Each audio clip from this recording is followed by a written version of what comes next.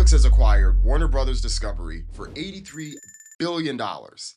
It's a blockbuster deal that's far from over, still requires regulatory approval, but there's three important things to keep in mind. First, this move is as much about defense as it is about offense. Paramount Skydance Media had been looking at Warner Brothers Discovery for months now. Comcast Universal was also interested. But if either of those companies had acquired Warner Brothers Discovery, Netflix would have had much stronger competition. The synergies of those companies acquiring Warner Brothers Discovery could have created a Netflix scale competitor, and that's the last thing that Netflix wants. But second, the offense matters too, and while Netflix has been in a strong position, the engagement levels have been a concern for its shareholders, investors, and leadership. Because one of Netflix's biggest competitors isn't Paramount Skydance, isn't Comcast NBC Universal, it's YouTube, and YouTube has been crushing it with engagement. One of the reasons that Netflix did the deal with Spotify for podcasts is to help increase that engagement. So Netflix now acquiring Warner Brothers Discovery's catalog,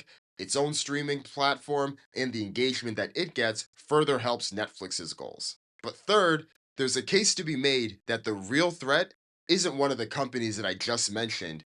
It's generative AI, the future of user generated content, and how Netflix remains a strong company with all of those changes coming.